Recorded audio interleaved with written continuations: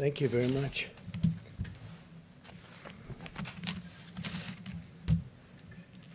Today we continue to send our love to the great people of New York and New Jersey. We support them fully. We grieve alongside every family who has lost a precious loved one. New Yorkers are tough and strong and brave. New Jerseyites are tough and strong and brave, and they're being hit very hard right now. And for the next week, hopefully not much longer than that, it's going to start to go in the other direction.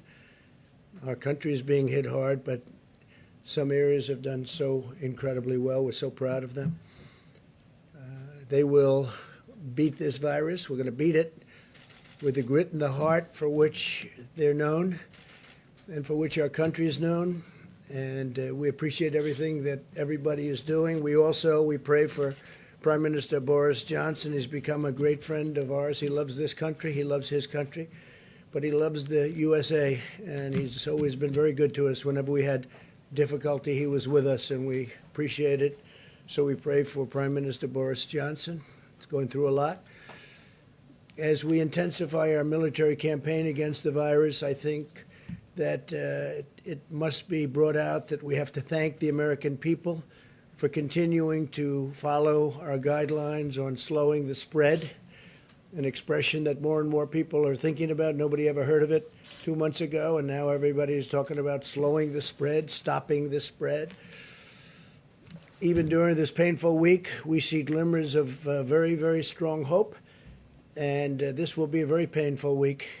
And next week, at least part of next week, but probably all of it. Look, if one person dies, it's a painful week. And we know that's going to unfortunately happen. This is a monster we're fighting. But signs are that our strategy is totally working. Every American has a role to play in winning this war. And we're going to be winning it. We're going to be winning it powerfully. And we'll be prepared for the next one, should it happen, but hopefully it won't. Our massive airlift operation for critical supplies, it's called Project Airbridge, continued today as 5 massive flights landed in the United States packed with personal protective equipment. And our nation's heroic healthcare workers will be the beneficiaries of that. 27 more flights are scheduled in the near future over the next couple of weeks. The Army Corps of Engineers is constructing facilities that will support more than 15,000 hospital beds to treat patients in need. So they're building now approximately 15,000. They just completed the big one in New York. They just completed and are in the process of continuing in Chicago and many other places. They're incredible. The Army Corps of Engineers, we owe them a lot. What they were able to do in such a short period of time. They'll build these massive facilities, 2,000 beds in 4 days. So it's really something very special. I know I was in the construction industry, and you don't see that happen very often. I want to remind governors and emergency managers that sharing real-time data with us about equipment and their needs is very important. All of their supplies, hospital occupancy is critical. A lot of the occupancy is really getting a little bit lower than anticipated, and that's good. We sort of thought that was going to happen. And we're getting along very well with the governors. This whole situation with respect to talking to us about equipment and equipment needs, giving us a little bit of lead time, so important. All the supplies, we're getting it to everybody like they never thought possible, but will ensure that we can rapidly deploy federal assets where and when they're needed, especially on ventilators. We're actually getting some ventilators back. As you know, the state of California was great. They sent some back, which they won't need, and Washington State likewise. And we have some others coming back, so we're using them in areas we need them. We are pressing forward aggressively on the scientific frontier of the medical war. The companies I've spoke to, the 4 leading, I call them the genius companies, they're doing incredibly well with respect to cures and also with respect to a vaccine that's going to protect us, totally protect us. And they have some great potential. It's going to take a little while yet, but they have some great potential, some great early results. And the governor's been working hard, and we are working hard with the governors. There's been great coordination, especially over the last little while. We're giving them a lot of equipment, a lot of ventilators, but a lot of equipment of all types. And I will protect you if your governor fails. If you have a governor that's failing, we're going to protect you. But the governors are working well with us over the last period of time. Today, in our stockpile of ventilators, and again, we need the stockpile so we can immediately move them from place to place wherever the monster hits. It's a monster. We have 8,675 ventilators right now in stock, ready to move. And we have all sorts of incredible soldiers. Our military is going to move them should they be needed in, as an example, if we need additional in New York or the New York City area. You have state, you have city, and spoke to Mayor de Blasio, and we really have a great, well-coordinated campaign with Mayor de Blasio. It's been really good. Spoke to Governor Cuomo. There's been great coordination. So if they need something, we have it. If Louisiana needs something, we have it. Same thing with Michigan. Same thing with Illinois. There are certain spots that are very hot, and we'll see what happens. But we'll know pretty much. We'll have time, and we'll be able to move it. In addition to the 8,675 ventilators, we have 2,200 arriving on April 13th. We have 5,500 arriving on May 4th. These are ones that we're building for the most part. And we have, as you know, great companies building them. Ford, General Motors, GE. We have really some great companies that are doing it. On May 18th, we have 12,000. On June 1st, we have 20,000. On June 29th, we have 60,000 ventilators coming, 60. So we have a total of 110,000 ventilators coming over a short period of time. I don't think we'll need them. Hopefully we won't need them. I don't think we'll need anywhere near them. But we'll have them for the future, and we'll also be able to help other countries who are desperate for ventilators. The UK called today, and they wanted to know would it be possible to get 200, and we're going to work it out. We got to work it out. They've been great partners, United Kingdom, and we're going to work it out for them. So they wanted 200. They needed them desperately. We now have 10 drugs in active trials, with 15 more soon to follow, as well as 2 vaccine candidates in active clinical trials. We'll do whatever it takes to secure needed medical supplies and bring more production of essential medicines back to our shores. We're doing that.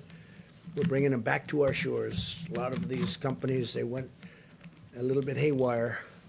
They went away from this great country, and they had them produced elsewhere. So we're going to start bringing them back. I've been talking about that for a long time, not only with medical, but lots of other things. America continues to perform more tests than any other nation in the world, and I think that's probably why we have more cases. Because when you look at some of these very large countries, I know for a fact that they have far more cases than we do, but they don't report them. We've performed 1.87 million tests to date, so that's 1,870,000 million tests. Think of that, 1,870,000 tests to date. And now we're performing them at a level that nobody's ever seen before. As we announced yesterday, CVS testing sites in Georgia and Rhode Island will be using Abbott Labs rapid 5-minute tests. We're down to now 5 minutes. It's a 5-minute test so that people can get their results back very quickly. And we're actively engaging on the problem of increased impacts. This is a real problem, and it's showing up very strongly in our data on the African American community. And we're doing everything in our power to address this challenge. It's a tremendous challenge. It's terrible. And provide support to African American citizens of this country who are going through a lot, but it's been disproportional. They're getting hit very, very hard. In fact, while we have Tony here. I'd like to maybe have you come up and address that one, and then I'll continue. But if you could address that, it would be great, Tony, please. Yes, thank you, Mr. President. We have a particularly difficult problem of an exacerbation of a health disparity. We've known literally forever that diseases like diabetes, hypertension, obesity, and asthma are disproportionately afflicting the minority populations, particularly the African Americans. Unfortunately, when you look at the predisposing conditions that lead to a bad outcome with coronavirus, the things that get people into ICUs, that require intubation and often lead to death, they are just those very comorbidities that are unfortunately disproportionately prevalent in the African American population. So we're very concerned about that. It's very sad. It's nothing we can do about it right now except to try and give them the best possible care to avoid those complications. Thank you, Mr. President. Thank you very much. And Tony, I think you're going to have some pretty accurate numbers over the next few days, right? But they are they're very nasty numbers, terrible numbers. In total, 1,200 Abbott machines, Abbott laboratories have been fantastic, have been shipped now nationwide. Up to 500 more are being produced every week, and 50,000 testing cartridges are being manufactured per day. That means a lot of very fast tests. No nation in the world has developed a more diverse and robust testing capacity than the United States. We're dealing with other nations, helping them out because the testing is very tough for them, and our tests are very accurate. A lot of tests are out there, and they're not accurate at all. In fact, some of the tests, you don't have a clue what's going on. So we're working with other nations trying to get them help also. At a time when many Americans are experiencing increased stress, anxiety, and personal loss, we must also ensure that our country can meet the mental health needs of those struggling in this crisis. There are people struggling. They're struggling. And some people are getting to know each other, frankly. Some families are getting to know each other on a positive note, but there are a lot of people struggling. On Thursday, I'll be speaking to leaders and advocates from the mental health organizations all across our country. And we are going to be talking about resources and tools that we'll make available to them. They need help, and it's a big problem. When you take something where it was the most successful country in the world, still is, the whole world is shut down. Think of it, we're down to numbers that are incredible. As I said yesterday, I think it's 182 countries right now. 182 countries are under attack by the scourge, by this virus. But as we wage medical war on the virus, we're also speeding economic relief to our people. It's incredible. We just had a meeting that was absolutely incredible with the banks. I spoke with leaders in the banking and finance industry about our efforts to help American workers and employers. As of today, small business has processed more than $70 billion in guaranteed loans and will provide much-needed relief for nearly 250,000 businesses already. So we are going to be providing tremendous amounts of money to the small businesses of our country who have been absolutely clobbered, and they'll be keeping open, and they'll be paying their employees, and they'll be all set to go. We're going to have a rocket upward. I want to thank David Solomon, CEO of Goldman Sachs, Brian Moynihan, CEO of Bank of America, Gordon Smith, co-president, COO of J.P. Morgan Chase, Charles Scharf, CEO of Wells Fargo, Michael Corbett, CEO of Citigroup, Al Kelly, CEO of Visa, Michael Miebach, CEO of MasterCard, Noah Wilcox, CEO, Chairman of Grand Rapids State Bank, and we had numerous others also on the call, and I just appreciate them. We're way ahead of schedule, by the way. We're way ahead of schedule. The Paycheck Protection Program has been incredible. So based on the incredible success of the program, I'm announcing that I'll be asking Congress to provide an additional $250 billion for the Paycheck Protection, which will help keep Americans employed to facilitate a quick and full recovery. We're doing very well We're looking very bipartisan. A lot of people want to do it, and the plan is amazing. You know, they're processing hundreds of thousands of loans, and this is the big banks that are doing it, the community banks. But the biggest banks right now in our country are doing it, and they're doing it for a lot of reasons. One of them is they want to help people. The WHO, that's the World Health Organization, receives vast amounts of money from the United States, and we pay for a majority, a biggest portion of their money. And they actually criticized and disagreed with my travel ban at the time I did it. And they were wrong. They've been wrong about a lot of things. And they had a lot of information early, and they didn't want to. They seem to be very China-centric. And we have to look into that. So we're going to look into it. We give a majority of the money that they get. And it's much more than the $58 million is a small portion of what they've gotten over the years. Sometimes they get much more than that. Sometimes it's for programs that they're doing, and it's much bigger numbers. And if the programs are good, that's great as far as we're concerned. But we want to look into it. World Health Organization, because they really are. They called it wrong. They called it wrong. They missed the call. They could have called it months earlier. They would have known, and they should have known, and they probably did know. So we'll be looking into that very carefully, and we're going to put a hold on money spent to the WHO. We're going to put a very powerful hold on it, and we're going to see. It's a great thing if it works, but when they call every shot wrong, that's no good.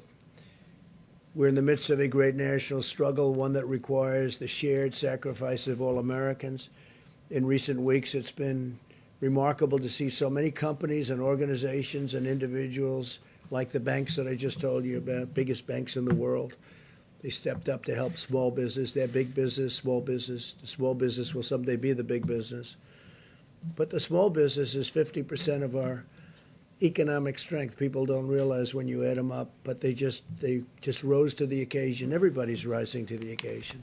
It's been incredible to watch.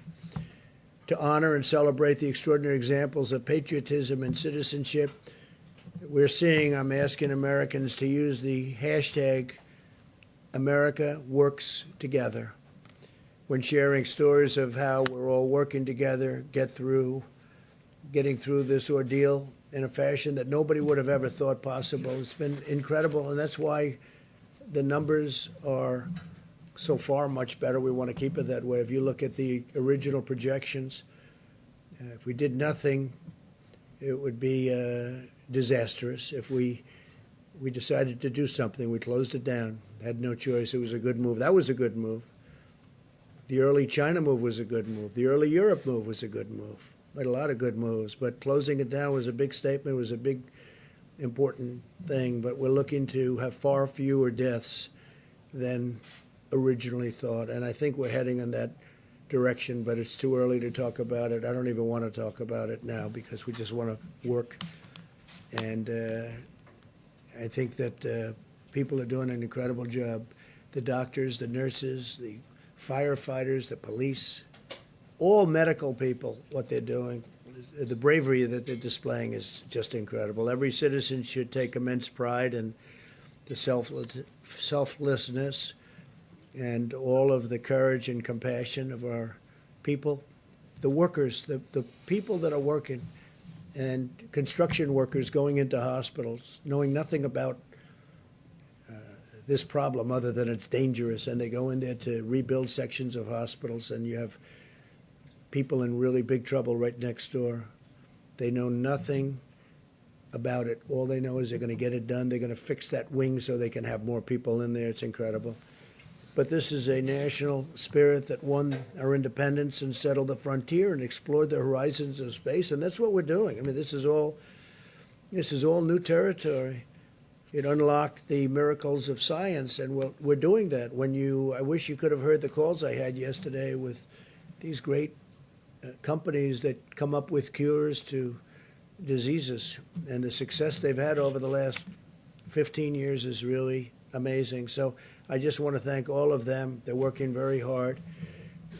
They're working with UK right now, and the UK doctors, hopefully helping with their great prime minister. But these people are really tremendous signs of success are staring us right in the face. I think we're going to have something that's going to be great in terms of vaccines and in terms of everything else that they're doing.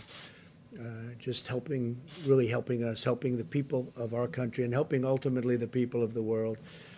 So I want to thank you all for being here. I will take some questions, and then I'm going to give it over to the Vice President, and they're going to go into great detail onto what we're doing and all of the successful supplies and medical equipment that we're getting. All of the ventilators, I've said it, but you can go over it in more detail if you'd like, but we're taking in and building thousands and thousands of ventilators, and they're very high quality. I said, you got to go for the quality, and these are quality companies doing it. So, because there is a big difference between a good ventilator and a not so good ventilator, Tony, right? We've seen that. And big difference. So we're going top of the line. Steve, please. The acting Navy Secretary submitted his resignation today, Motley. Why did that become necessary, and what role did you have in this, sir? Well, I had no role in it. I've heard, I don't know him, but I've heard he was a very good man. And the whole thing was a very unfortunate. The captain should not have written a letter. He didn't have to be Ernest Hemingway. He made a mistake, but he had a bad day. And I hate seeing bad things happen. Man made a mistake. But, you shouldn't be writing letters, and you're in the military. You're the captain of a great ship, and you shouldn't be writing letters and sending them to many people. And then it gets out to the media. And, the question is, how did it get out to the media? So there's a lot of bad things happened there. And I had heard he did because he didn't want to cause any disturbance for our country. So that was because he wouldn't have had to resign. I would not have asked him. I don't know him. I didn't speak to him. But he did that, I think, just to end that problem.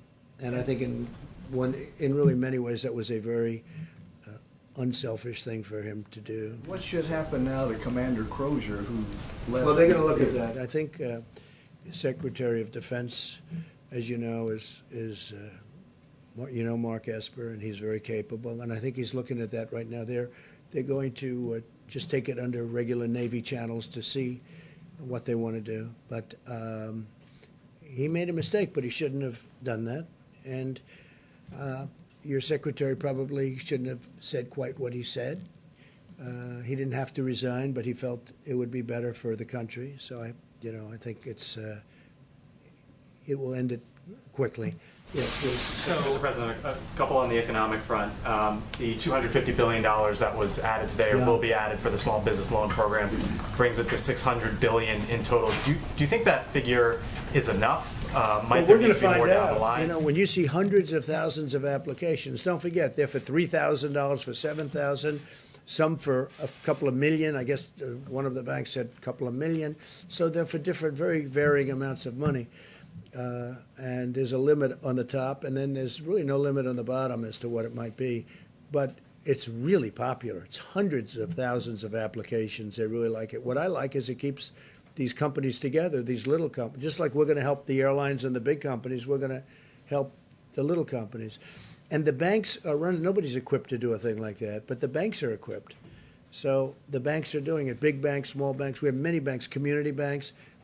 And they're processing the loans, and they'll be able to watch it and make sure it's done properly. Talk today, sir, as well about potentially reopening the economy in the upcoming weeks. You mentioned the other day about a potential economic task force. Can you give us some sort of update as to where We're that may or thinking may about not- that, but we want to open up. We want to get it open soon. That's why I think maybe we're getting to the very top of the curve. I spoke with Governor Cuomo, and he seems to think that he's getting close, and I think a lot of people think that a lot of places are getting close. We want to start hitting the downside, and I think we're going to be doing. This is going to be a very difficult week, however. This week will be a very difficult week because that's the most difficult week when you're at that top position, and we'll see what happens. We'll see what happens. It does open up. What can the federal government do?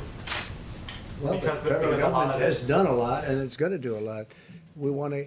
I really think that with the stimulus, we can be maybe even beyond. We're going to do perhaps infrastructure, which you wouldn't have gotten approved before, and now people are looking to do it. And the beauty is we're paying zero interest, or very close to zero interest. In some cases, we're paying actually zero, have no interest charge.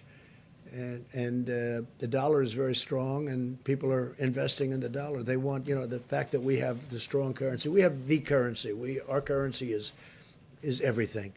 And other companies, other countries want to be in our currency. So we're getting all of the investment wanting to come into the dollar. The dollar is the strength. The dollar is the whole ballgame. We have a strong dollar.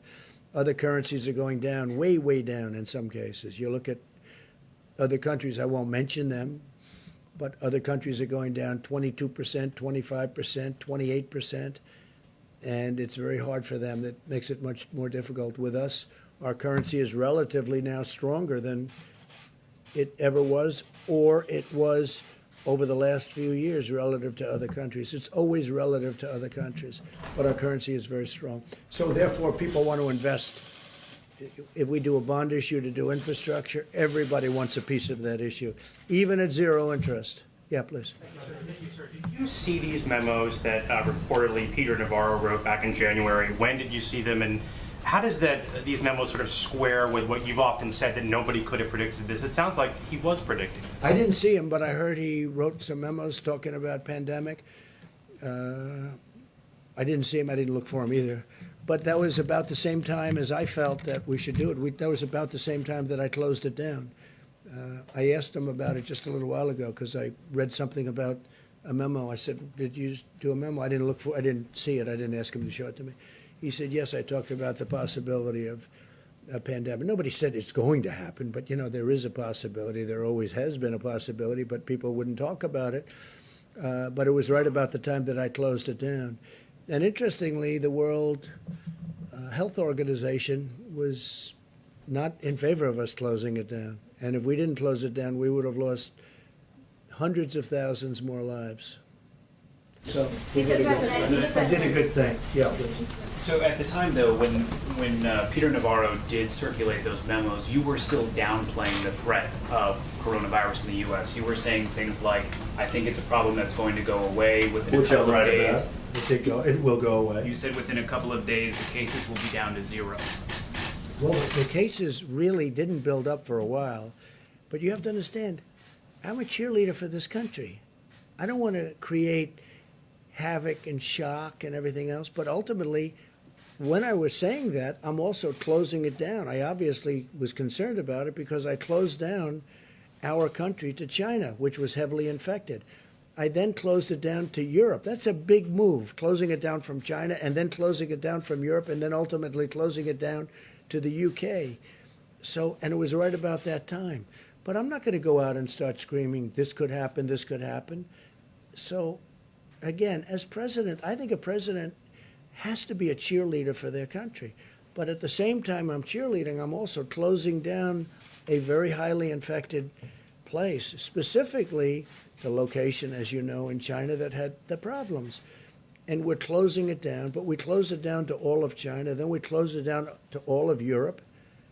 Those were big moves, and it was right about that time. Sir, just a quick follow-up, Mr. President. Did you just Mr. learn President? about this today? Say it? You learned about the memo today? Just I to read about clarify. it maybe a day ago, 2 days ago. Do you feel like someone in among your staff, or Peter Navarro himself, should have told you about the memo No, not at earlier? all. It was a recommendation. It was a feeling that he had. I think he told certain people in the staff, but it didn't matter. I didn't see it, but I did. I closed it down. I don't remember it even being discussed. We had a meeting where there were a lot of people. Most people felt they should not close it down, that we shouldn't close down to China, but I felt we had to do it. And that was at almost the exact same time as the memo. If you had read the memo at the time, how would that have changed the steps you took or the I don't statements think it that would you have made? changed around because the I did. potential danger? I basically did what the memo said, and the memo was, the memo was pretty good memo from the standpoint that he took, I guess, I didn't see it yet. He was saying that the U.S. warning that the U.S. could lose trillions of dollars and millions of lives. Well, you're not going to lose millions of lives, but you'll lose plenty of money. But I couldn't have done it any better because it was about the same time, and I closed it down to China. And just lastly, so you maintain confidence in him, in Peter Navarro? Of course I maintain confidence. He wrote a memo, and he was right. And I haven't seen the memo. I'll see it later on after this. But it didn't matter whether I saw it or not because I I acted on my own. I guess I had the same instincts as Peter. Peter's a smart guy, and he's a good guy, and he's done a wonderful job.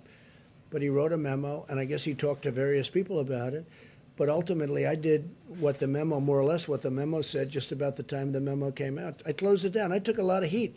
The World, Health Organization was very much against. They didn't like it. They actually put out statements about it. In all fairness to Joe Biden, he called me xenophobic. Like, I don't like China. I like China. I like the Chinese people are phenomenal people. So I was called xenophobic. I was called racist. How could I do a thing like this? Now, since then, Joe said that he was wrong, and he said that I was right. But I closed it down, and I was called names by some of the morning show hosts who don't have a clue what they're talking about. They're not smart people. And I was called all sorts of names when I closed it down to China. Now they try and hide that, the tape of them saying terrible things. But that was a great decision. If I didn't do it, if I didn't do that, we would have had hundreds of thousands more people dying. Yeah, please. You talked a lot about the WHO, and I was wondering, Dr. Fauci had discussed them earlier, so if I could ask you a question about... Well, he respects the WHO, and I think that's good, and he's worked with them for a long time. But they did give us some pretty bad play calling. They've also, I think, given lots of countries in the world accurate coronavirus testing that's been central to your guys' data modeling, and so... Well, that I don't know. I can only say that with regard to us, they're taking a lot of heat because they didn't want the borders closed. They called it wrong. They really called, I would say, every aspect of it wrong. So it's until the funding freeze I'm does not happy about it. doesn't- Look, we fund it. Take a look. I mean, go through step by step. They said there's no big deal, there's no big problem, there's no nothing. And then ultimately, when I closed it down, they actually said that I made a mistake in closing it down, and it turned out to be right. But at the time, they did that. So we're just going to take a look at it. We fund it, and they seem to be. I said recently in social media, I said they seem to be very China-centric. That's a nice way of saying it, but they seem to be very China-centric. And they seem to err always on the side of China. And we fund it, so I want to look into it. Yes, please. Thanks. A quick follow-up on that. So is the time to freeze funding to the WHO during a pandemic? No, maybe not. I mean, I'm not saying I'm going to do it, but we're going to look at it. You did say that you... We give a tremendous, no, I didn't. I said we're going to look at it. We're going to investigate it. We're going to look at it. But we will look at ending funding. Yeah, because you know what? They called it wrong. And if you look back over the years even, they're very much, everything seems to be very biased toward China. That's not right.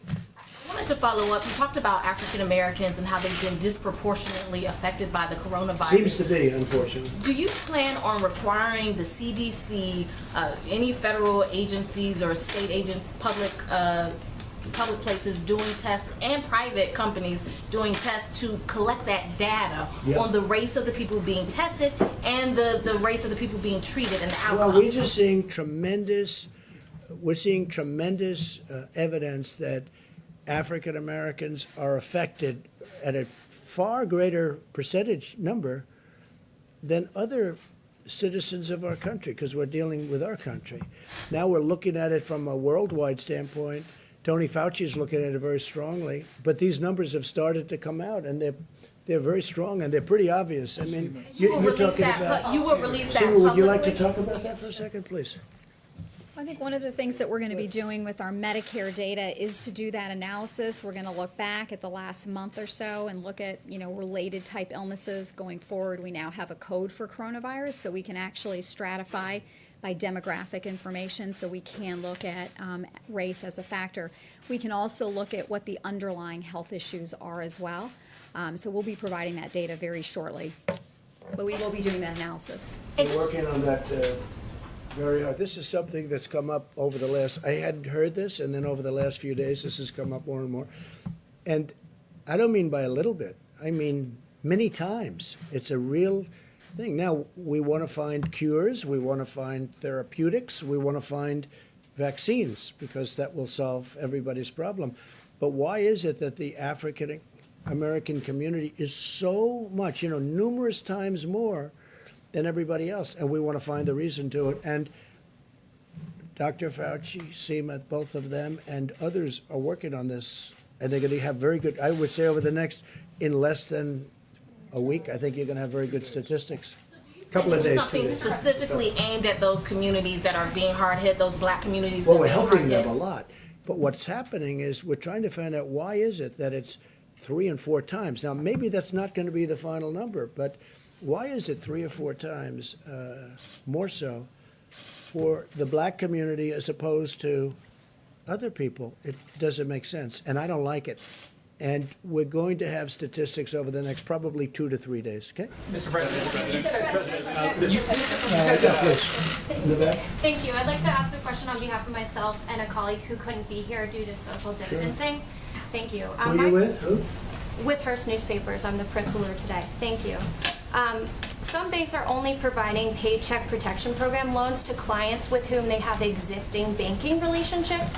And you spoke to banking CEOs today. I wonder if you'll ask them, these lenders, to accept applications from all small businesses, Sure. not just the businesses with whom they have existing Okay, they'll be doing that, relationships. but we're also working with small community banks, so they will be doing that. It's a question I've already spoken about. I mean, in many cases, they have long-term relationships with thousands of companies. I was amazed to see how many, you saw the number of applications. It's hundreds of thousands. It's a lot of work.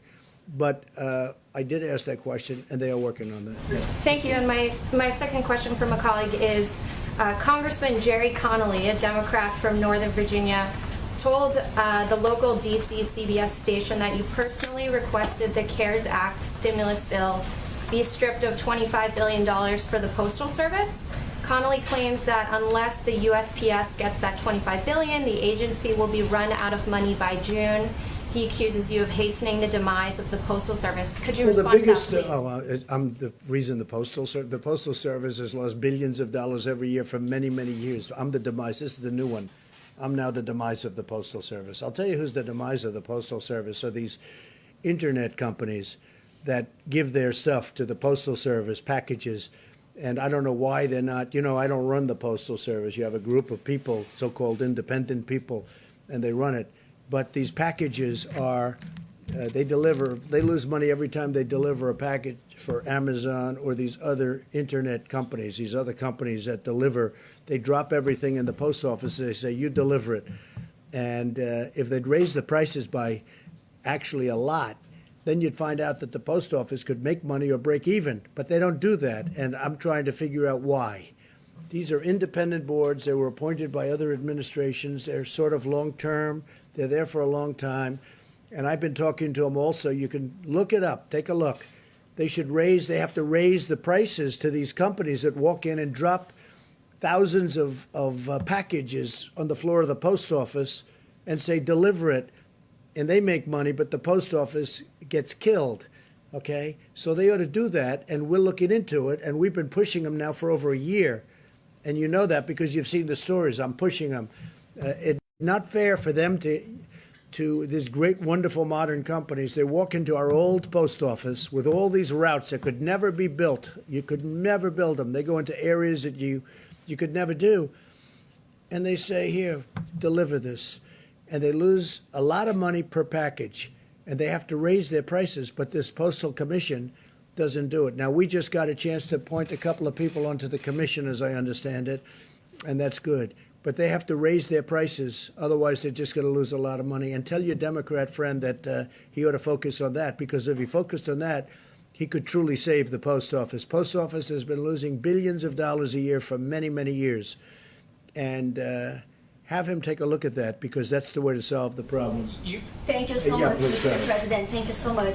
Mr. President, you say this week will be very painful, very difficult, but a few weeks ago you say this was just like a flu.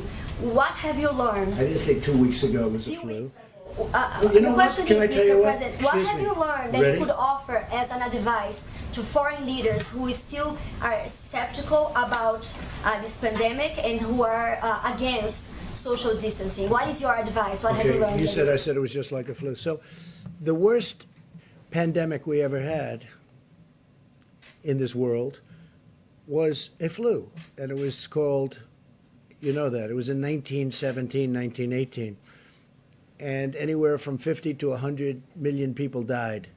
That was a flu, okay? So you could say that I said it was a flu, or you could say the flu is nothing to sneeze at. Then what can you offer as an advice to foreign leaders who are skeptical about this pandemic and who are against social distancing? Well, I think there aren't too many of them. If you look throughout the world, and everyone, just about everyone that has practiced that is now closing up. Well, the UK was an example. Now, they talk about Sweden, but Sweden is suffering very gravely. You know that, right? Sweden did that. The herd, they call it the herd. Sweden's suffering very, very badly. It's a way of doing it, but everybody has been watching everybody else. And so far, almost every country has done it the way we've done it. We've chosen to do it. If we didn't do it that way, we would have lost hundreds of thousands of more people. Okay. Mr. President, there's voting going on today in Wisconsin. There were reports of thousands of people waiting in hours-long lines as they've had to weigh their own personal health and their civic responsibility. What do you think that the Supreme Court was right in its decision that voting should go forward, and the absentee extension should not take place? Yeah. Look, the Supreme Court, of course they were right, because what the Democrats wanted, and you know what this happened. I supported a man named Justice Kelly, who's Daniel Kelly, highly respected justice. And I supported him just the other day, social media. I know of him. He's just a fantastic justice. And I endorsed him.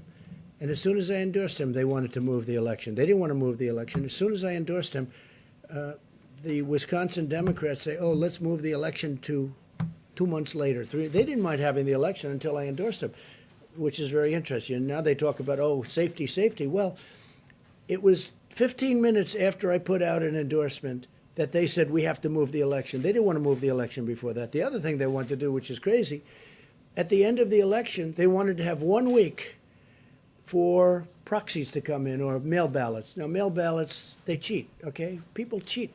Mail ballots are a very dangerous thing for this country because they're cheaters. They go and collect them. They're fraudulent in many cases. You got to vote. And they should have voter ID, by the way. You want to really do it right. You have voter ID. But the Democrats, and this was turned over in the Supreme Court yesterday, I give great credit to the court, they actually didn't want to have an election day. They wanted to have election day, and then a week after election day, you choose all these ballots come in, these mailed ballots come in. The mailed ballots are corrupt, in my opinion, and they collect them, and they get people to go in and sign them, and then they're forgeries in many cases. It's a horrible thing. And so what happened is the Democrats in Wisconsin, they had no problem with the election being today until I endorsed the Republican candidate, Justice Kelly, Daniel Kelly. And as soon as I endorsed him, they went crazy. They went crazy. And you know that's true. And now all of a sudden, because go back 2 weeks, go back 2 days, they didn't want to move the election. They were having the election. They were fine because they thought they were going to win the election. Then I endorsed him, and all of a sudden they think they're not. Now I understand there are lines that go back a long way. I hope they're going to vote for Justice Kelly. Okay. Mr. President, do you think that Americans should With millions of pills of hydroxychloroquine donated, is there a plan or system in place to track the potential side effects? Well, you saw the representative. Serious harm. So is there a plan to track the side effects? The side effects are the least of it. You have people dying all over the place, and generally the side effects are really with the Z-Pak, having to do with the heart. The Z-Pak, that's the antibiotic, not with the hydroxychloroquine. So a woman last night, I watched her on one of the shows, good show, Laura, and she was. She thought she was dead.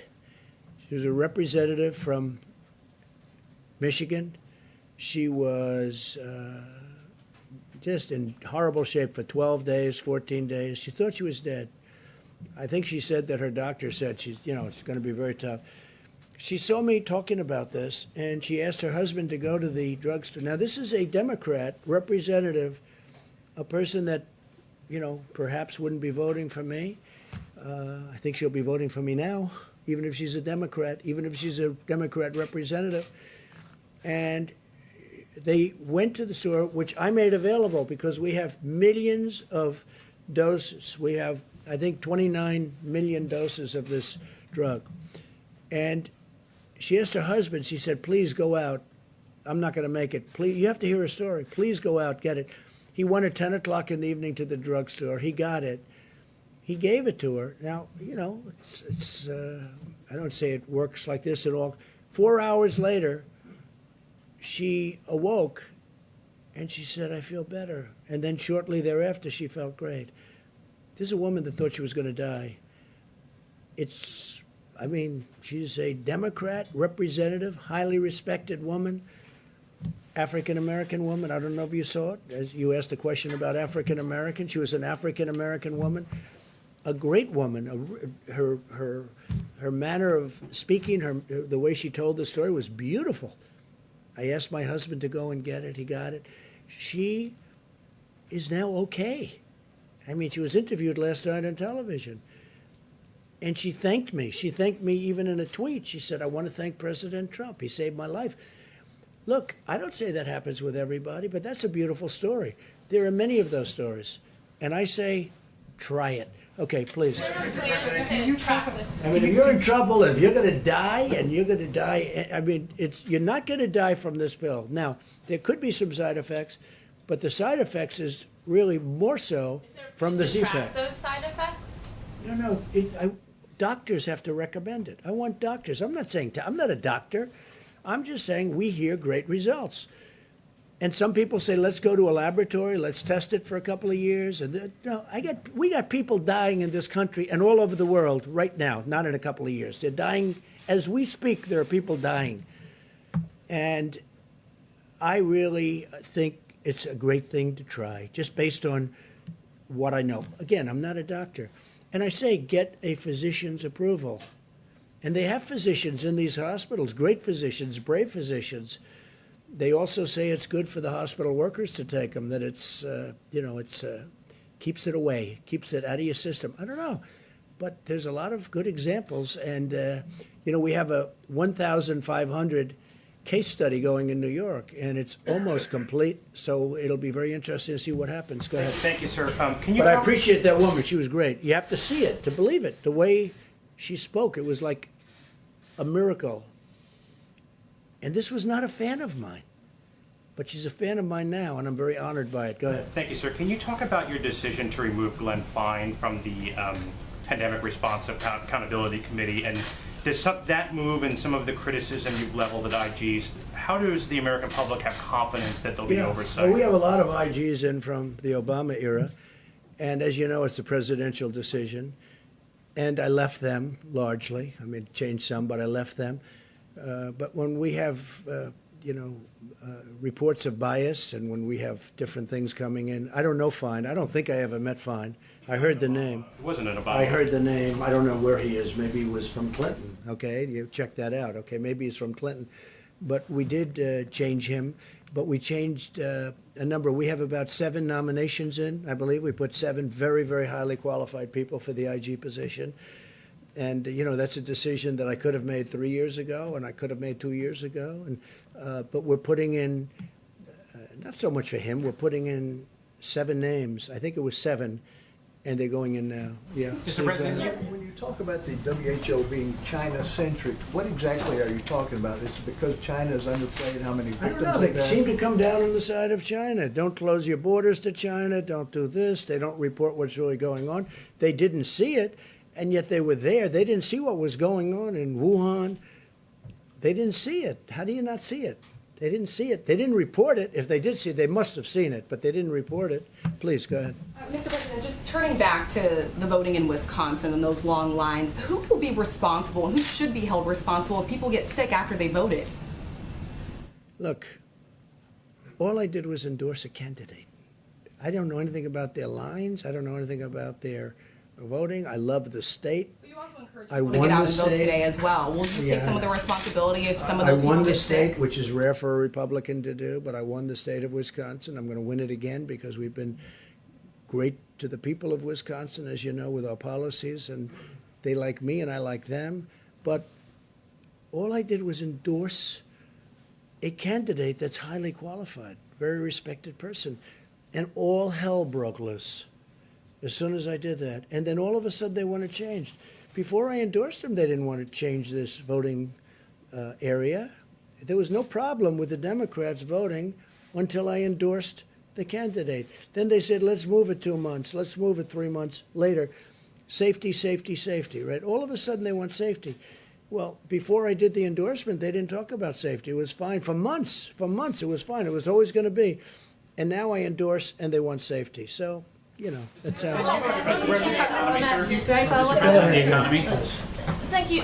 Just to follow up on that, how does the election, them holding this election in Wisconsin line up with the social distancing recommendations that have come from your Well, there you administration? have to ask the people that you have a Democrat in Wisconsin as governor. Ask him. That's his problem. Okay, he should be doing it. Again, some governors fail, and I won't let them fail because when they fail, I'll help. But that's run by Democrats right now. Okay, it's run by Democrats. You had a great Republican. Is it possible to socially distance when you're voting? You're going to have crowds. You have to speak to you're the gonna have governor. What you should do is call the governor of Wisconsin and ask him that question. But also ask him, how come it was okay to do this until I endorsed the candidate?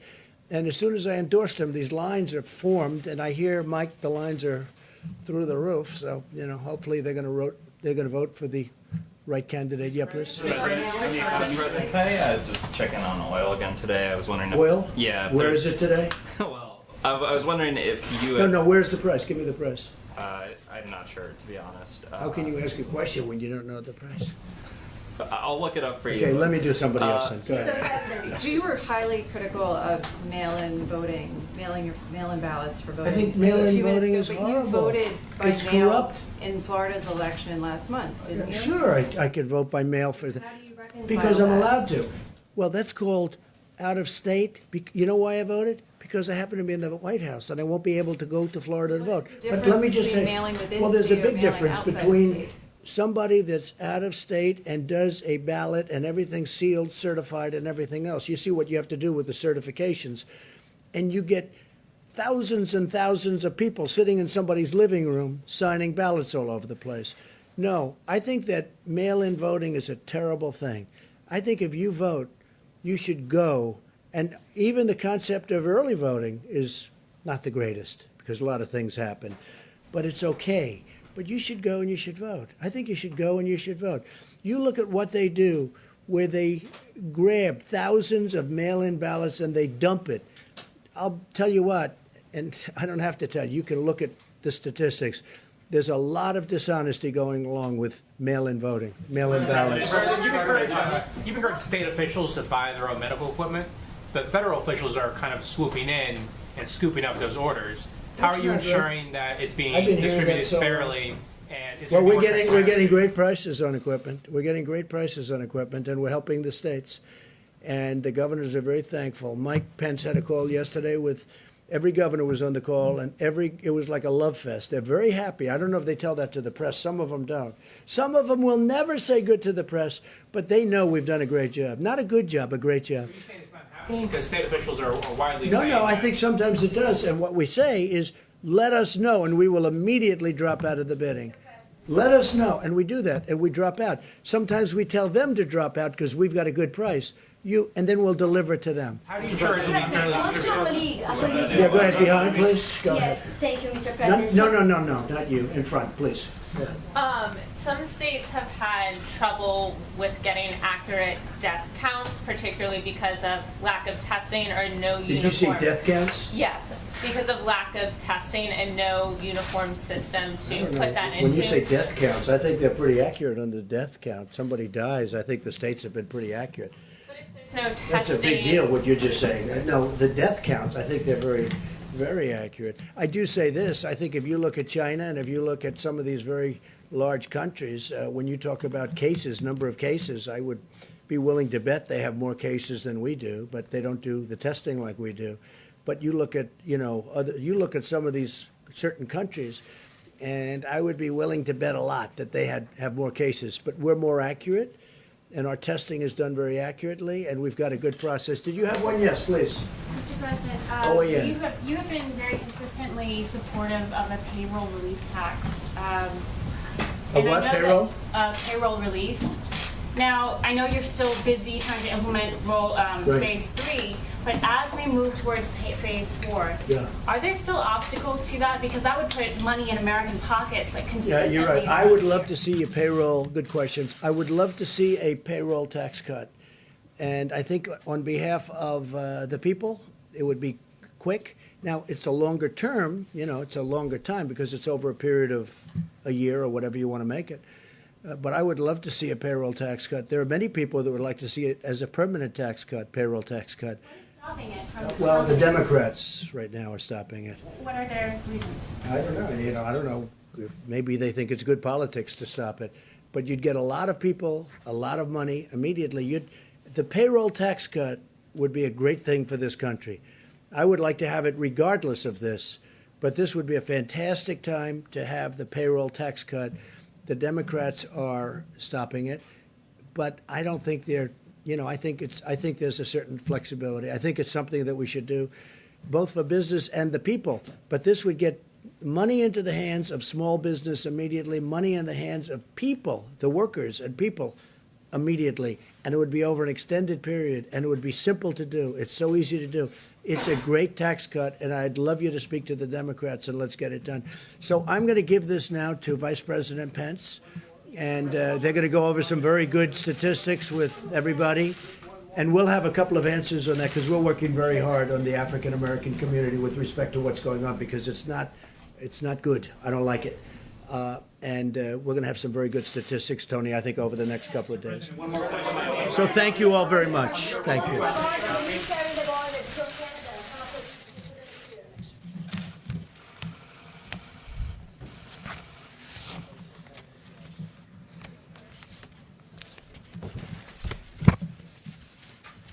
Thank you all. A few updates, and then I'll introduce Dr. Deborah Birx to talk about what we're seeing around the country, what the data is telling us.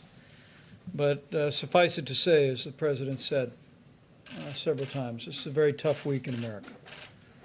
And our hearts go out to all of the families that have lost loved ones to the coronavirus. But I know I speak for the entire White House coronavirus task force when I say our hearts are with the people of the greater New York City area today.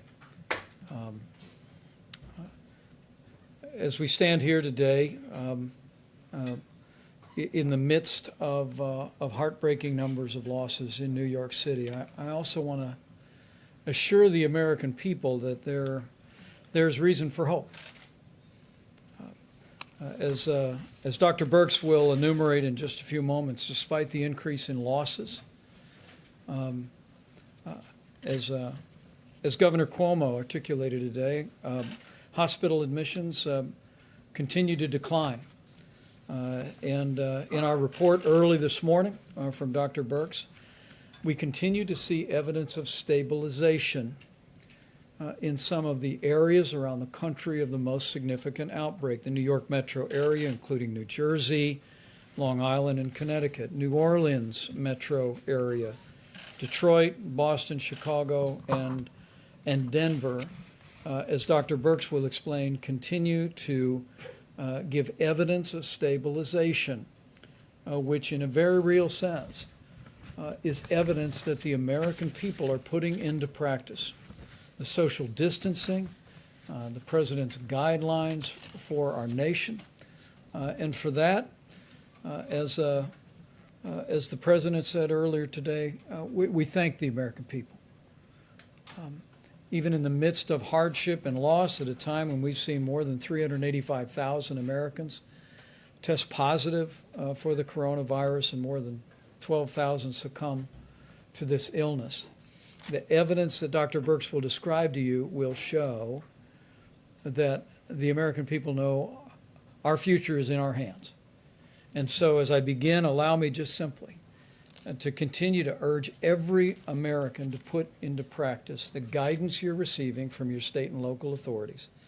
Take it to heart, take it seriously, share it with your family and your friends, and know that you're making a difference, America, because you truly are. Today, for my part, I spoke to over 500 small business owners in a conference call, and there I heard about their enthusiasm for the Paycheck Protection Program. And that call took place before the President had the Secretary of Treasury indicate our interest in acquiring another $250 billion for that program. As of this morning, more than $60 billion in forgivable loans that would cover 2 months of paychecks at small businesses had already been distributed, and the number is going to grow literally by the day.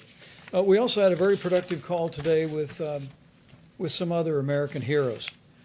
You know, we all have in our hearts and in our minds our healthcare workers, and I'll speak for a moment about the supplies and resources that we're working to provide for all of them. But right below our healthcare workers are all the people that are working in critical infrastructure around the country, and some of the most important people are working in food supply. I mean, from the farmers and the ranchers to our processors, to our distributors, to our truckers, to our grocers. Americans are keeping food on the table for our fellow Americans.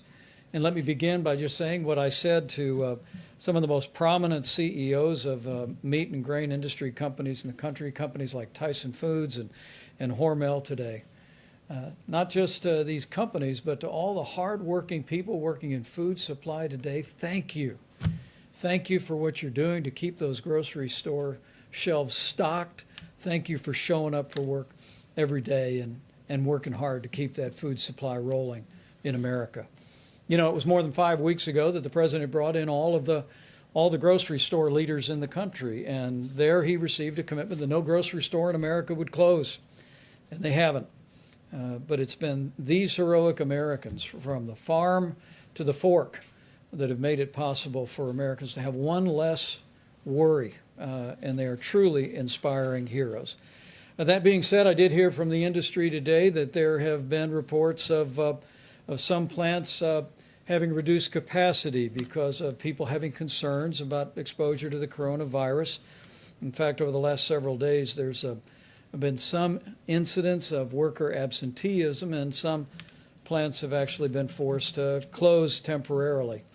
And so on behalf of the President, on behalf of our entire team, and on behalf of a grateful nation, let me just say to all of you that are working in the food industry at every level across the country, just understand that you are vital. You are giving a great service to the people of the United States of America. And we need you to continue as a part of what we call our critical infrastructure to show up and do your job, and know that we're going to continue to work tirelessly in working with all of your companies to make sure that that workplace is safe. With that being said, let me talk about the other heroes that we always mention at this podium today, that Dr. Birx and Dr. Fauci invariably mention, and that's our healthcare workers. At the President's direction, we've been working tirelessly, literally around the clock, to identify resources around the country and around the world to make sure our healthcare workers have the support that they need. With some 51 major disaster declarations, most recently Minnesota being approved, states have stood up 27,000 National Guard, but personnel-wise, before the end of business today, there will be more than 3,000 Department of Defense and Health and Human Service medical personnel on the ground in the greater New York City area. And those people will be redeployed once that region of the country moves through the coronavirus epidemic in that area. And we salute those extraordinary patriotic Americans for stepping forward to bring real relief to our healthcare workers. With regard to equipment, Admiral Polovchek reported to the task force throughout the course of the day today that we have continued to distribute ventilators across the country. We're sending additional ventilators from the Strategic National Stockpile. Maryland will receive 50 ventilators. Delaware will receive 50 ventilators, and that will leave more than 8,400 ventilators still in the national stockpile. One correction from yesterday: after our press briefing yesterday, FEMA made a different decision with regard to what the state of California generously made available. And the ventilators, some 500 ventilators that we again want to thank Governor Gavin Newsom and the people of California for donating to our nation's efforts.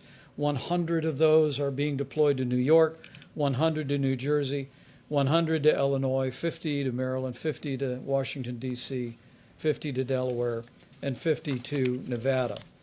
With regard to the remainder of what we call personal protective equipment, again, we've been literally leaving no stone unturned anywhere in the country, anywhere around the world. And as Admiral Polovchak described just a couple of days ago, we've established not just an air bridge, but a control tower system modeled after military logistics out of FEMA.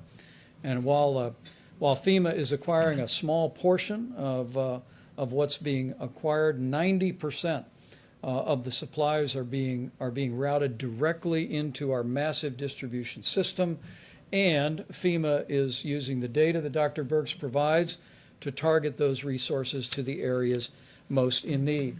I asked them to break out a few details about resources that just in the last 5 days have been distributed, and I hope it's an encouragement to healthcare workers all across these regions and around the country about the efforts that are being made to make sure they have what they need. You can see the New York metro area, including New Jersey, just in the last 5 days, more than 6 million N95 masks, more than 6 million surgical masks.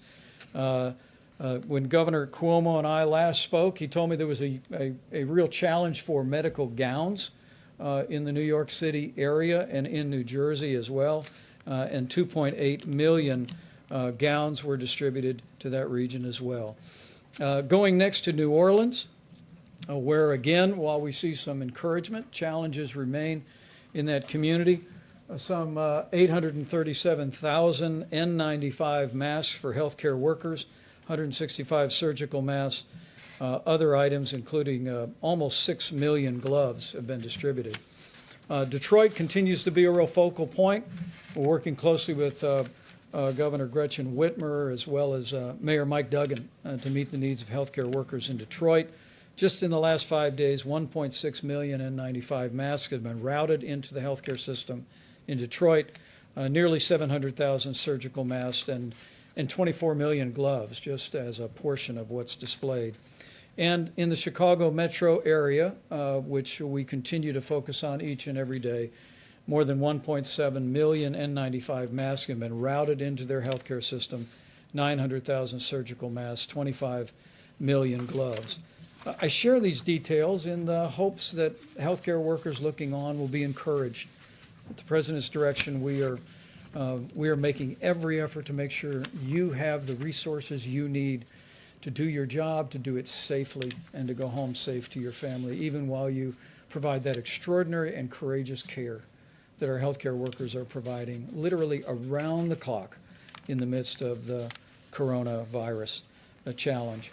The last slide is just the cumulative numbers that we have distributed, and I'm happy in a few moments to answer any questions about that. Again, the system that we have in place is one that is essentially infusing our major distribution networks with millions of items, and then FEMA is directing on a day-by-day and oftentimes hour-by-hour basis where those resources are most needed.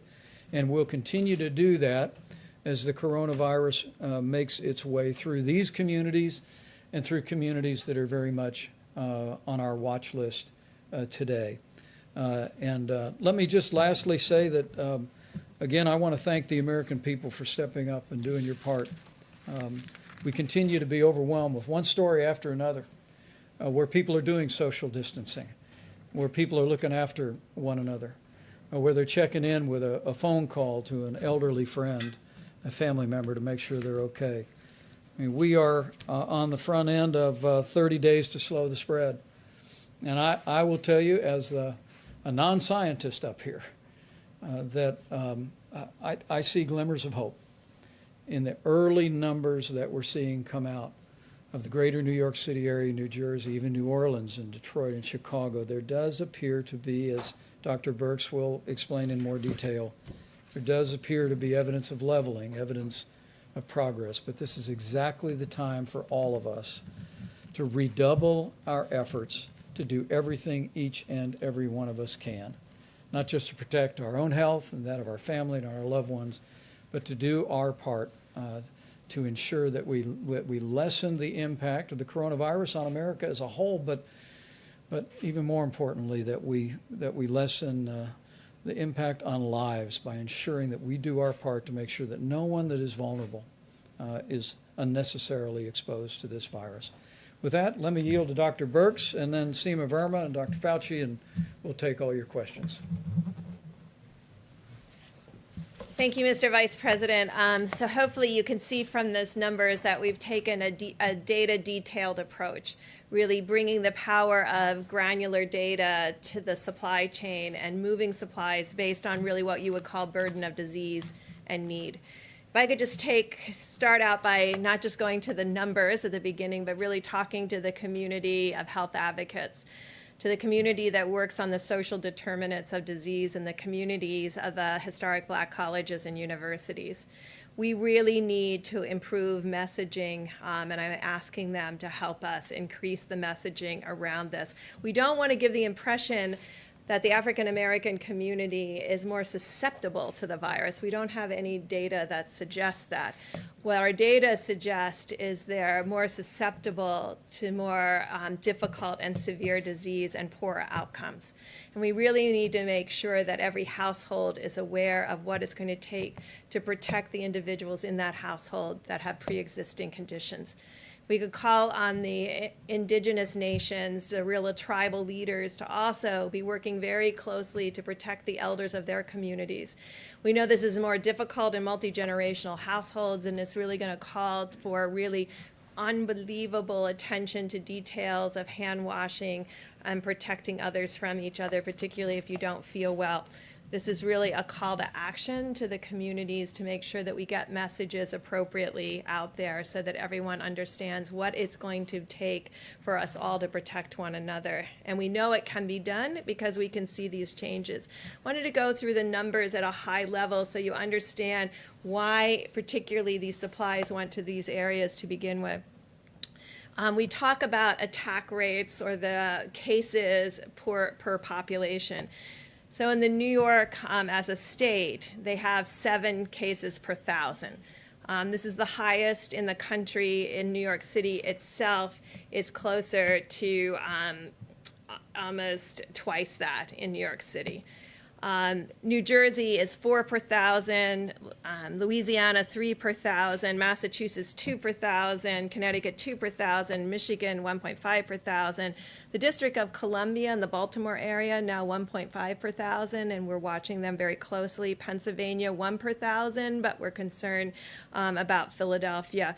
What is allowing us to move supplies based on burden of disease and need is the extraordinary West Coast that has had very low numbers, from Washington that was less than 1 per 1,000, California that is less than 0.5 per 1,000, and Oregon that's even less than that. And it's those states where there's large populations, because of the enormous work that they're doing to prevent expansion and spread of the virus, it's allowing resources to go to these states and these communities and these counties that need more support. And so this kind of data analysis is allowing us to make very intelligent decisions about need, but also really understanding what's happening across the country in the development of the curves, as you have heard about. And so we do see, and I know you heard me caution that over the weekend sometimes there's decreased case reporting, and so there were increases in a series of communities on Monday. We're seeing that stabilize again, and when you look over 3 days, you're starting to see that we may be actually in a series of communities outside of New York and New Jersey and Connecticut creating a much flatter graph. A much flatter curve. So you saw New York and the increase, and then you saw, we're hoping, as Governor Cuomo and the mayor has described, that they're getting to a steady state where the next outcome is going down. But we see across the country, in Detroit, in Chicago, some real, not this extreme going to 7 cases per 1,000, but really staying in the more 2 cases per thousand and a different curve parameter than, and it really shows the amazing, amazing activity of every American in those cities to really ensure that there's social distancing, and really importantly, to ensure there's less socialization between households, and really ensuring that the household really remains independent and protected, and not really at this moment going out into the community or socializing anywhere but a virtual way on computers, by Zoom, by FaceTime. And I think we can really see that in the data, and it's really given us great heart. I want to finish by really talking to my laboratory directors, because you're extraordinary and you've done an amazing amount of testing. Those nearly 2 million tests that we're getting to, those were all done in the last 2 to 3 weeks. But we do have excess capacity. So if all the lab directors could look in their laboratories, if they have an Abbott M2000, if they could get that up and running, we could double the number of tests that we're doing per day. That is a high throughput. The machines are throughout the United States. There's hundreds of them.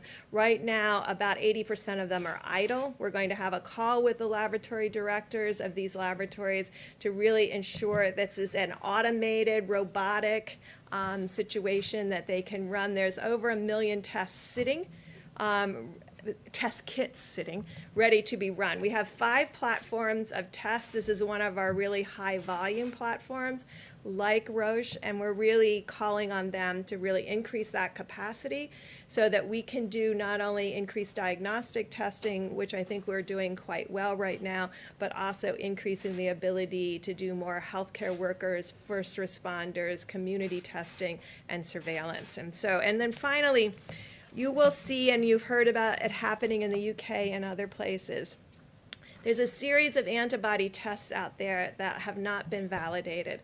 We're working right now very closely with a series of companies that know how to make these tests, that have made these tests for us for decades, for HIV, for a rapid test. They're working on that technology to bring that quality of test, which is in the 90+% sensitivity and specificity, to the American people for antibody tests.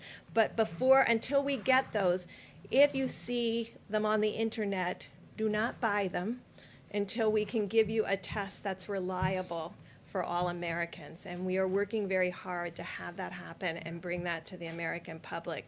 Some of the tests that may be available on the internet may have very low sensitivity and specificity and give you a false reassurance that you either give you a false positive or a false negative, implying that you may be protected. So please wait until we have those tests available and validated. People are working around the clock to make those available to the American people. We all understand how important that is, because you've heard us talk about asymptomatic cases, and we really want to know how broad that is and how common that is. And so in places like New York City, where I described that they had 7 per thousand, sometimes 2, 3, and 4 times any other place in the United States, being able to know what the number of people who never had symptoms but do have a positive test would be really critical at this point, particularly as we plan for any reoccurrence in the fall or in future seasons. Thank you. Great. And we have Seema Verma, Center for Medicaid and Medicare Services, will discuss what we've done to support hospitals.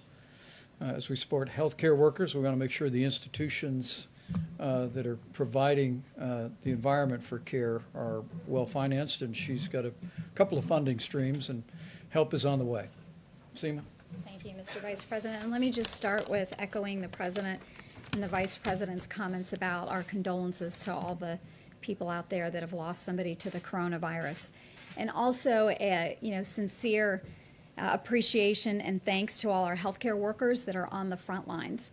But we know that it's the impact on the healthcare system isn't just those frontline workers. Healthcare organizations across the nation are having increased expenses. They're having to spend more on supplies. You're seeing all of the supplies that are being sent to them, and that's having a direct impact on their on their bottom line.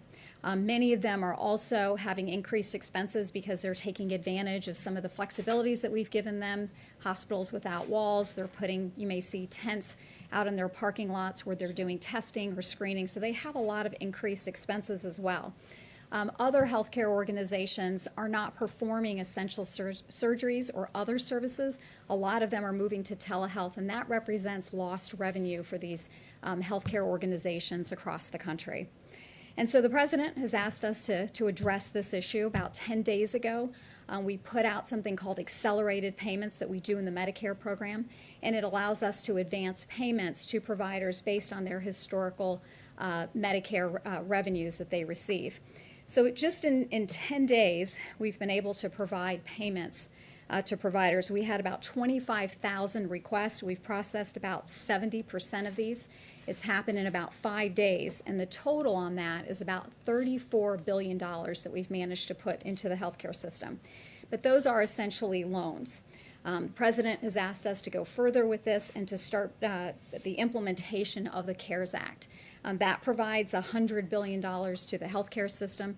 You've heard Secretary Azar talk about the focus on some of those dollars going towards the uninsured, but the president wants us to accelerate getting those dollars out. And so this week we will be putting out another $30 billion, which are grants.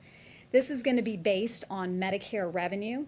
There are no strings attached. So the healthcare providers that are receiving these dollars can essentially spend that in any way that they see fit. Also, this is going to be done in a very easy, simplified way for many of our healthcare providers. We actually do direct deposit with them, and so those dollars will just go right into their bank accounts. For other providers, all it's going to require is some very simple registration, and we'll be able to give them that money as well. So we're expecting that to happen this week. The other thing to note is that this is not a first-come, first-served basis. Because we are basing this on their Medicare revenue, they will get these dollars. So even if it takes a few days, there shouldn't be any panic in the system as well. The other thing to recognize here is that our priority was on getting these dollars out as quickly as possible. We heard that from the many healthcare providers across the country that weighed in on this. They said the most important thing was to get these dollars out as quickly as possible. But we recognize that in terms of getting these dollars out, because it's based on Medicare revenues, there are providers out there, pediatricians, children's hospitals, OBGYNs, even our nursing homes, that a lot of their revenue comes from other sources, Medicaid or other payer sources. And so those organizations will be addressed in the second tranche of funding, and we'll have a priority for these organizations and these types of healthcare providers. Also just want to say, so together between the loans that we've put out there with our accelerated payments and the $30 billion, that's about $64 billion for the healthcare system this week alone. And so I think, again, this is part of our effort to support the healthcare system, and also just want to, again, say thank you to all our healthcare providers out on the front lines. To all Americans, the best thing that we can do to support our healthcare providers is to adhere to those guidelines around 30 days to slow the spread. That is the best thing that we can do to support our healthcare workers. Thank you. Dr.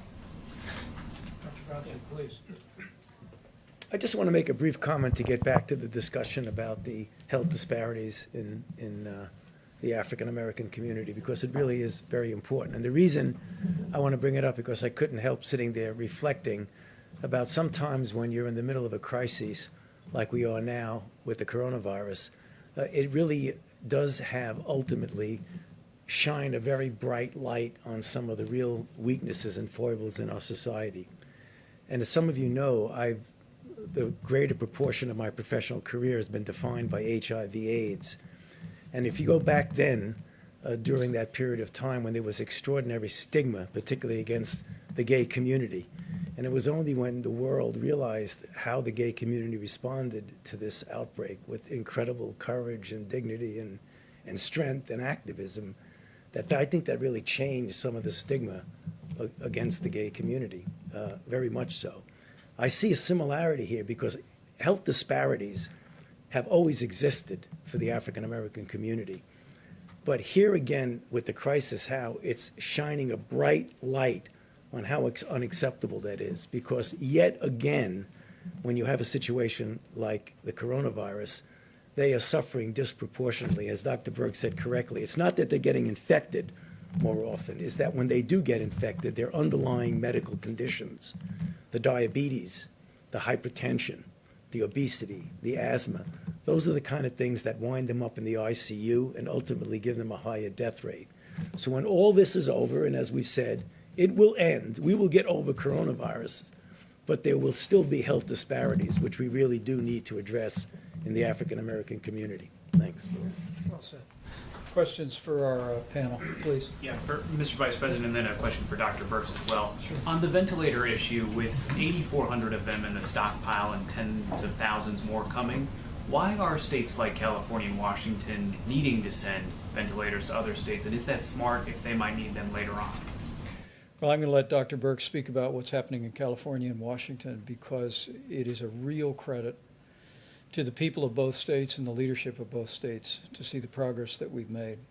We continue to witness that the numbers where the outbreak began, we all remember when this first emerged in the Seattle area, the numbers continue to be steady and low.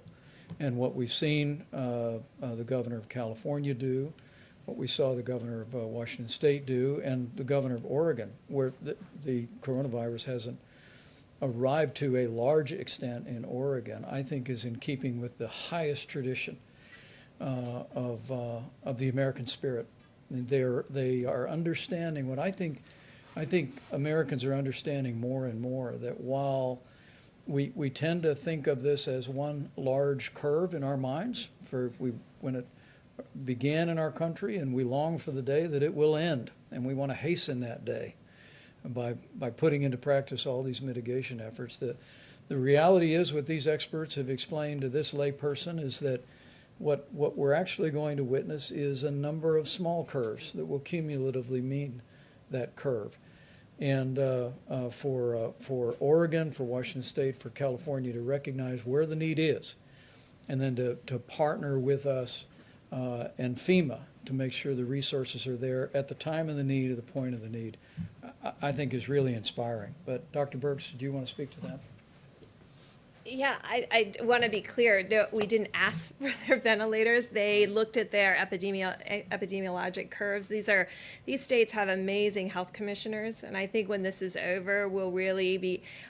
All of the models were based on something we have never attempted to do anywhere in the world.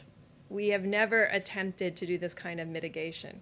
It was always theoretic to many individuals, and now we see across the globe people mitigating against this virus, realizing that their own behaviors can change the course and future of this virus in their communities, which is really astounding, the power that gives us to actually understand that we can compete against this virus and do well.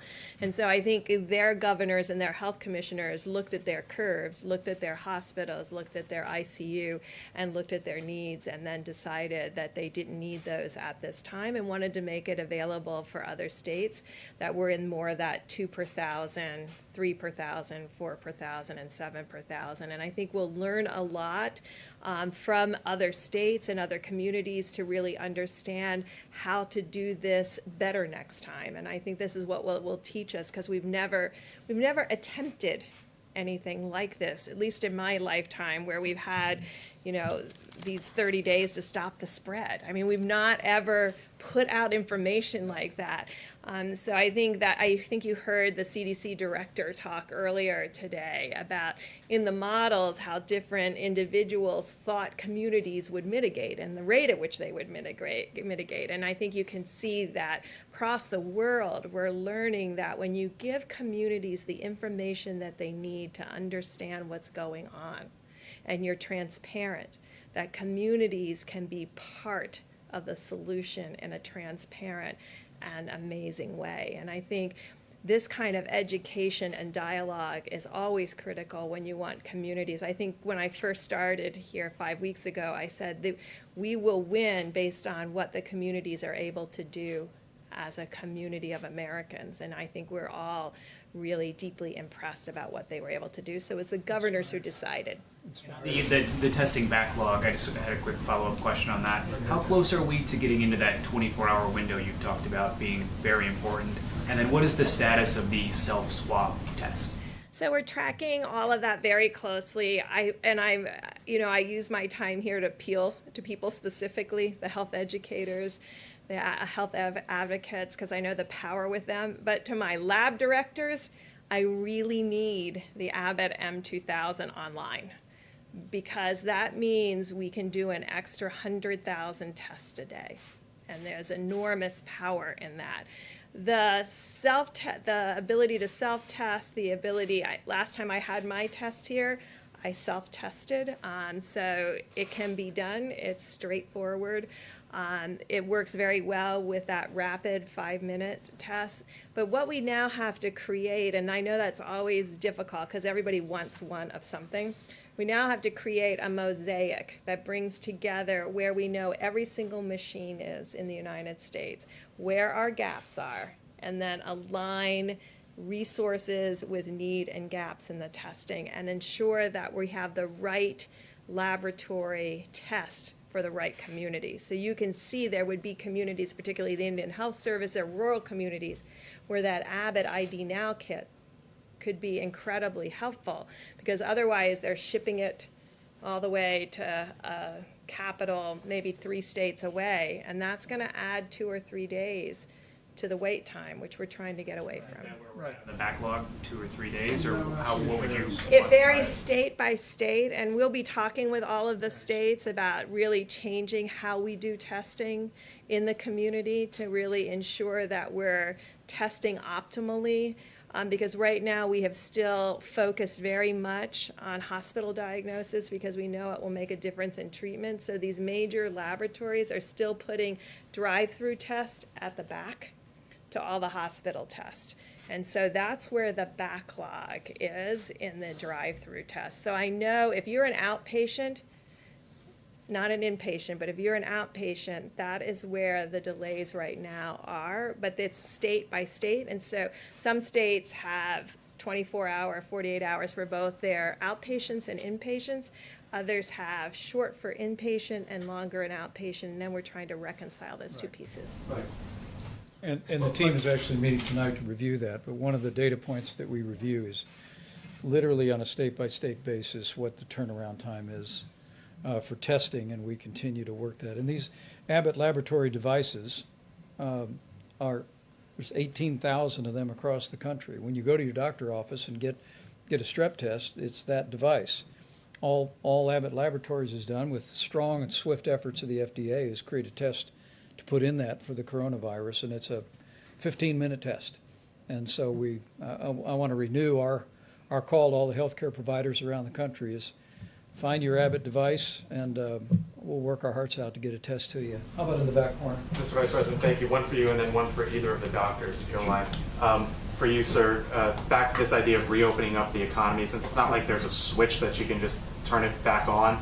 How does the administration envision this happening? Is it guidance from the White House and you hope the governors follow it? Are you going to put it in the governor's hands or the mayor's hands?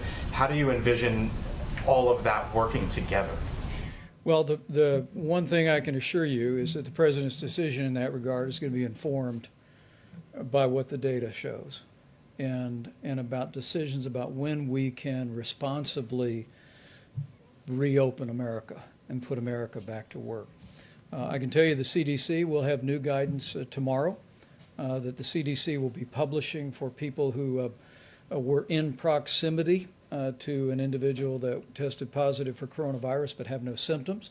And CDC will be publishing new guidance about how those individuals and the circumstances under which they might be able to return back to work using some facial protection and monitoring their temperature, but we'll detail that for you. But what we're going to be doing over the weeks ahead is, while we focus every day at the point of the need, as the president said many times, our first mission is to save lives.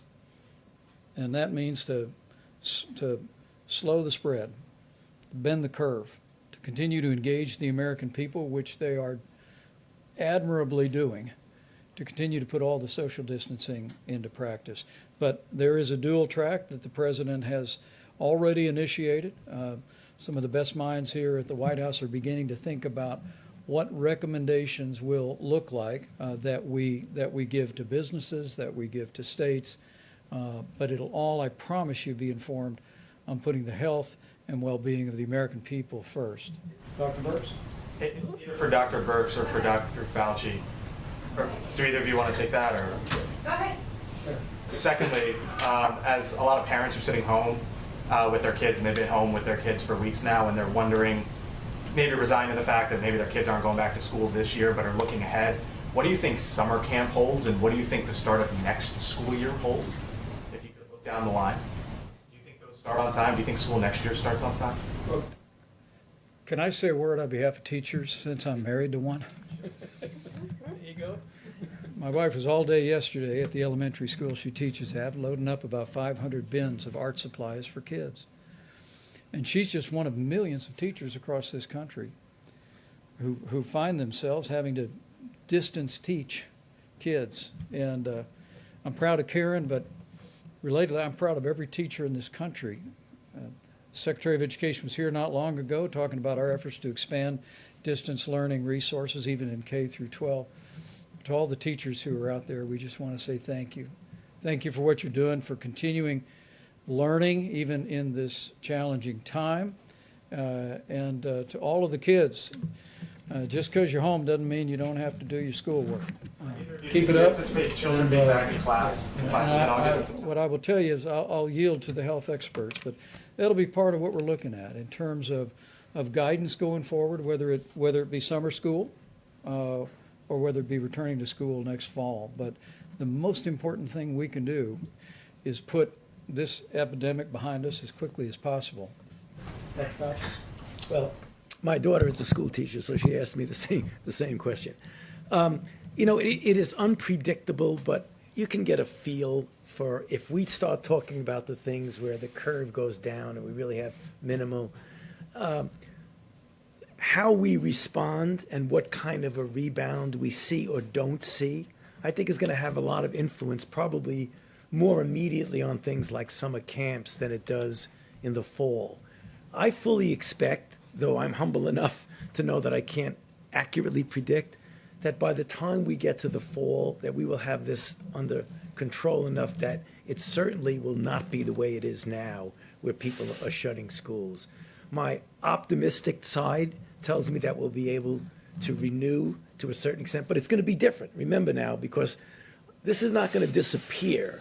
So we're going to have in place the capability of doing the things that we talk about all the time on this stage, to identify, to isolate, to contact trace, number one. Number two, by that time, we'll have a better feel with the antibody test about what the actual penetrance of this infection was in society.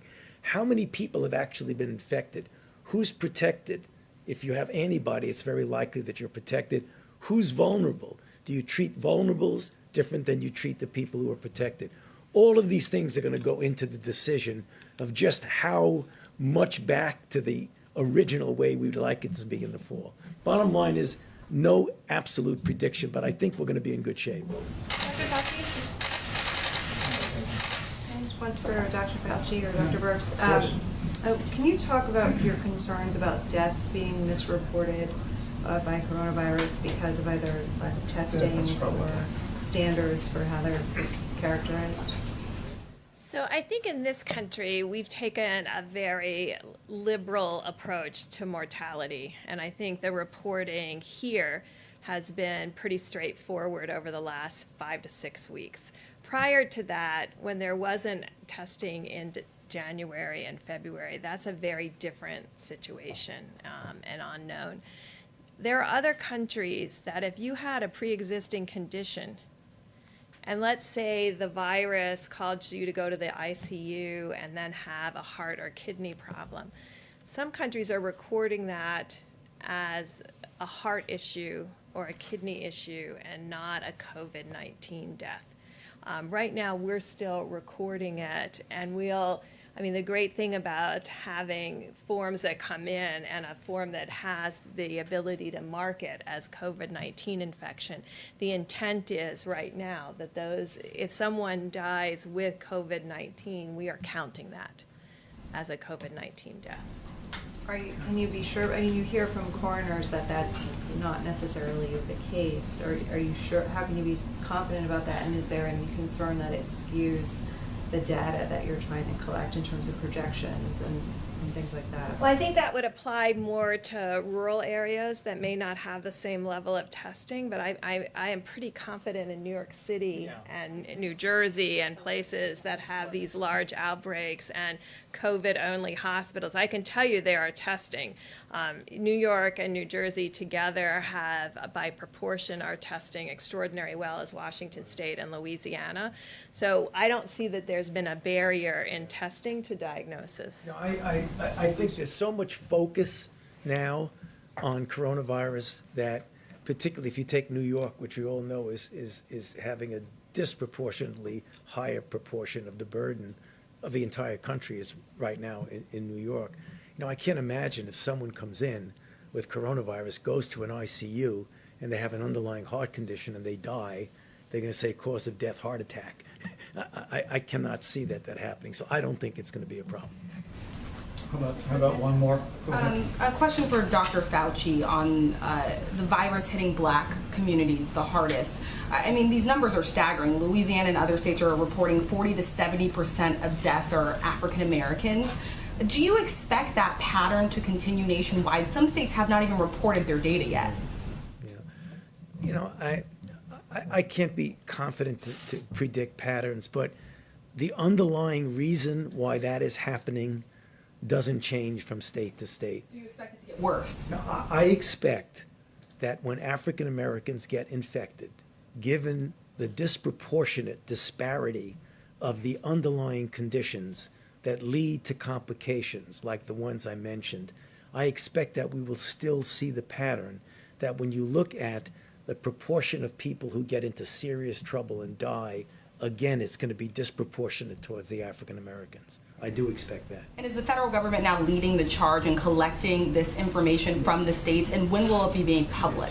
Yes, the answer is yes. It will be public as soon as you get enough data to be able to make a meaningful statement. So can we expect this week or a couple of days? The task force has assigned that to several members of the team. We're assembling that data now. It is a great concern for us, and but it's probably a good reminder that we have to be especially careful around people with serious underlying health conditions. Because we've said it many times from this podium over many weeks, that the risk of serious illness from the coronavirus remains low for the average American. But for anyone from any community that has a serious underlying health condition, particularly senior citizens with serious underlying health conditions, the risk of tragedy is very real. And so we're going to be very diligent about studying this and providing information and guidance in accordance with our best scientists.